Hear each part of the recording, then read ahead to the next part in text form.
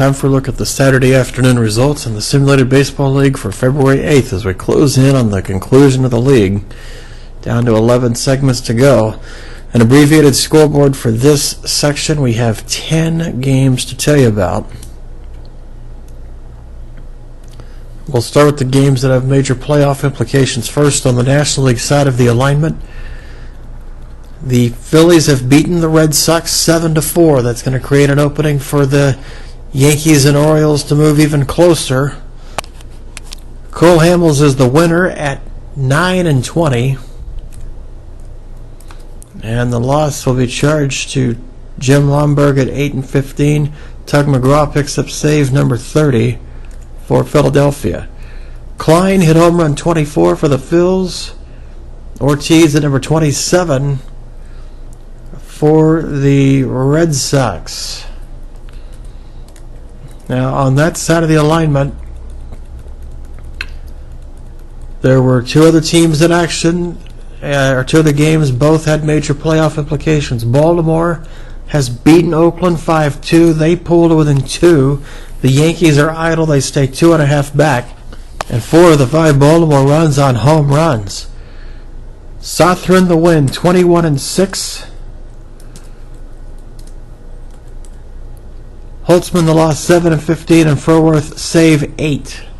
Home runs for the Orioles, Frank Robinson, number 48. Ken Williams, number 39. Gentile hit number 37, and Brady Anderson hit number 35. Meanwhile, for Oakland, Tejada hit number 16.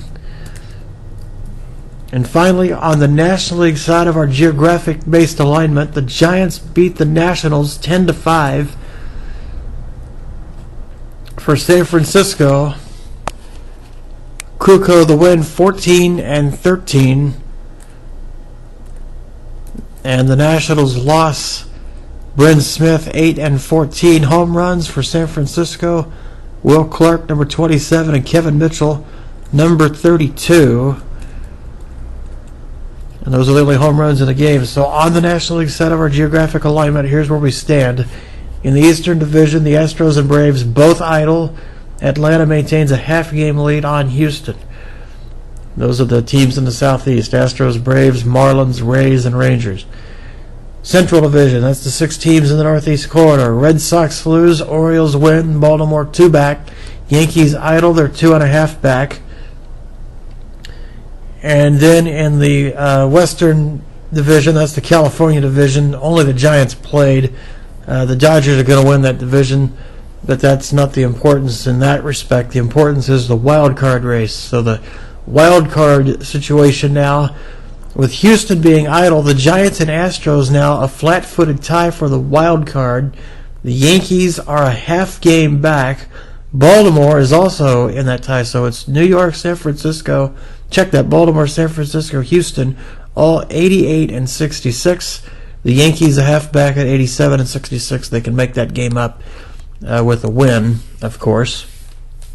And so, to summarize, Eastern Division, Atlanta by 1.5 over Houston. Central, Boston by 2 over Baltimore, 2.5 over New York. Wild card, the New York Yankees. Wild card, Baltimore, Houston, San Francisco, 3-way tie. Yankees a half game back. More games were played on the American League side of the alignment. So let's get to those.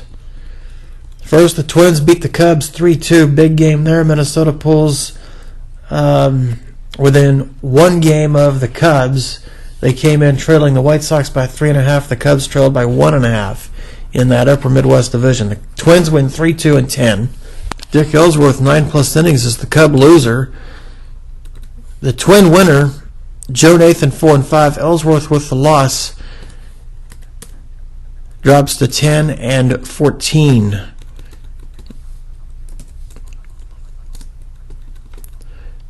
Billy Williams of the Cubs with the only home run, number 29. The Brewers hand the White Sox an 11-6 loss, so this is critical. That means the Cubs are now a half game back. Minnesota's 2.5 back in that Western Division, which serves as home to those 4 teams. In the Milwaukee victory, Teddy Higuera the win, 12-14. And the White Sox loss, Reb Russell 6-13. Prince Fielder hit home run number 27 for the Brewers. For the White Sox, Sherm Lawler number 20, Jermaine Dye number 37.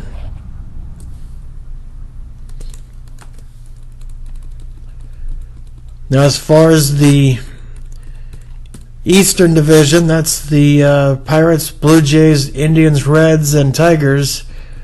Some major games over there. The Indians will hold on to first place with a 12-9 victory over the Diamondbacks. Mike Garcia is the winner, 13-7. Ian Kennedy 10-9 with the loss, and Rafael Perez picks up the save. Number 9, home runs for Cleveland. Boudreau number 16, Rosen number 29. Victor Martinez hit number 15. For Arizona, Aaron Hill hit number 16. Now, meantime, in that division,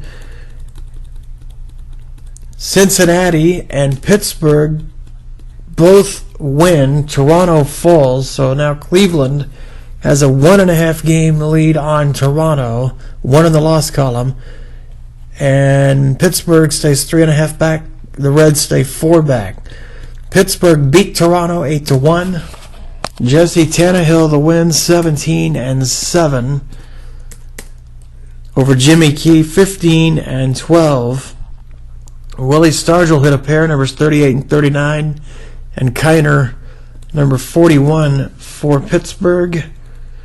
And those are the only home runs in that game.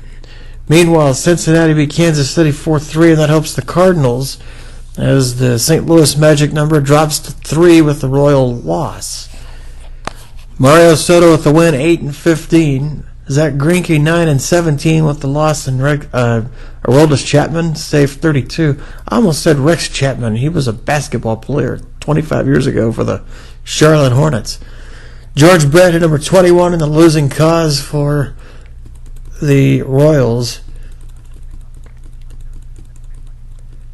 And speaking of the Cardinals, they win. Detroit loses. That all but eliminates Detroit. And St. Louis cuts their magic number to 2. They beat Detroit in 13 by a 3-2 final.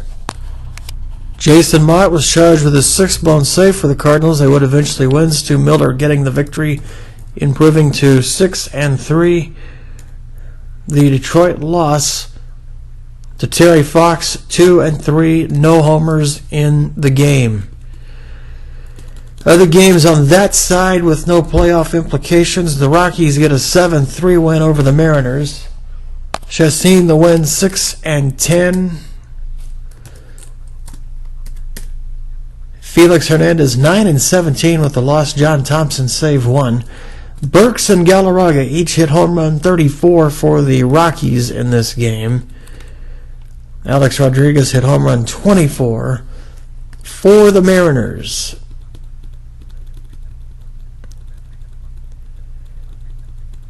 And that will conclude the look at the scores for February the 8th in the morning session. Make that the afternoon session. Let's now give you an updated look at the standings on the American League side under this geographic alignment. First in the East, Cleveland now 1.5 up on Toronto. Pittsburgh remains 3.5 back, and Cincinnati remains 4 back. The Cardinals have all but wrapped up the Central. They now have a magic number of 2 for eliminating the Royals. Obviously, the Diamondbacks, Mariners, and Rockies long since eliminated. Out west, the Cubs, White Sox, and Twins are going to have a fun finish here.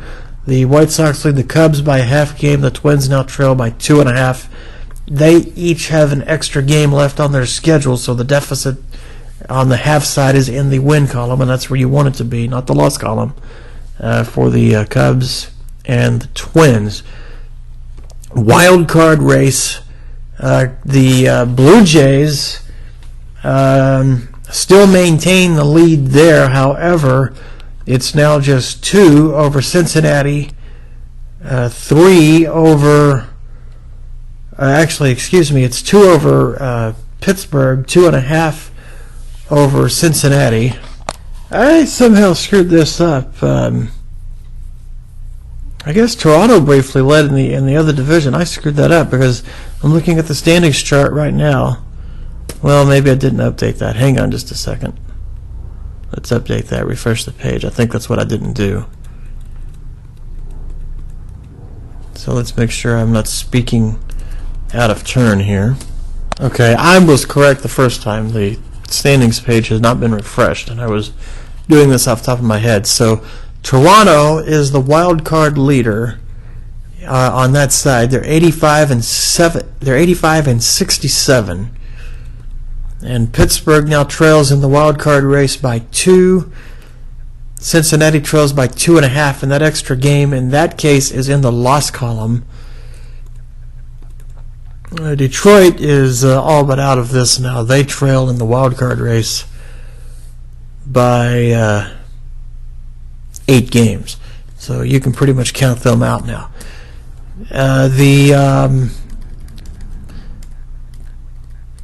The Cubs, as far as the wild card race are concerned, they trail, and comparing their record to Detroit,